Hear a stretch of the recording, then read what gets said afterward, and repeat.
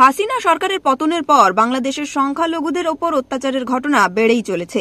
ধর্ষণ, খুন, অগ্নিসংযোগের ঘটনা প্রতিনিয়ত বেড়ে চলেছে। এই অবস্থায় ওই অসহায় মানুষদের পাশে ভারত সরকারের দাঁড়ানো উচিত বলে দাবি করলেন মানবাধিকার সংস্থা অ্যামনেস্টি ইন্ডিয়ার অ্যাডভোকেট নৃপেন্দ্র কৃষ্ণ রায়। তিনি বলেন, মানবাধিকার সর্বজনীন ঘোষণাপত্র অনুযায়ী ওপার বাংলা থেকে পালিয়ে আসা মানুষকে আশ্রয় দিতে বাধ্য ভারত, কিন্তু সেই কাজ করা হচ্ছে না। 3 লক্ষ লোক দাঁড়িয়ে গেল, তাদেরকে মেরে পাঠিয়ে দিল। এটা হচ্ছে সরাসরি আন্তর্জাতিক মানবাধিকার আইনের লঙ্ঘন। India is a declaratory signatory of the international human rights universal human rights declaration.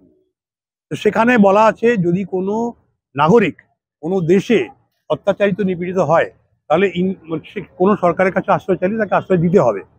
প্রথম কথা হচ্ছে, ভারতবর্ষের এটা হচ্ছে অত্যন্ত অমানবিক ব্যাপার হচ্ছে যে দিনের পর দিন আমরা দেখতে পাচ্ছি ওখানে হিন্দুদের ঘর বাড়ি, মাইনরিটিদের ঘর বাড়ি লুটপাট হচ্ছে। হ্যাঁ, এটা আলাদা ব্যাপার যে ওখানে পলিটিক্যালি হচ্ছে। তোমার এইটুকু ধারণা আছে যে বাংলাদেশে সাবস্ট্যান্সিয়াল মাইনরিটি থাকে, তাহলে তাদের কথা তোমরা ভারত সরকার কি চিন্তা করেছো? বাঙালি আর কত রকম ভার নেবে? স্বাধীনতা আন্দোলনে ভার নিয়েছে, স্বাধীনতায় রক্ত দিয়েছে, স্বাধীনতার পরে ভাগ করে তো বাঙালিকে ফকির বানিয়ে দিয়েছো। বাস্তুচ্যুত মানুষদের যদি কেন্দ্র সরকার আশ্রয় দিতে না পারে, তাহলে অ্যামনেস্টি ইন্ডিয়ার পক্ষ থেকে তাদের দেখভাল করা হবে বলেও প্রস্তাব দিয়েছেন তিনি। এখন চাইছি, যদি নির্যাতিত মাইনরিটিদেরকে বাংলাদেশ সরকার তাদের ভার না নিতে পারে, তাহলে আন্তর্জাতিক মানবাধিকার আইন অনুযায়ী ভারত সরকার ওদের নেওয়া উচিত। আমাদের অন্তত পারমিশনটা দিক, আমরা ওখানে অস্থায়ী ক্যাম্প করে ওদের খাওয়াবো পড়াবো, যতদিন না বাংলাদেশের ক্রাইসিস ওভার হয়।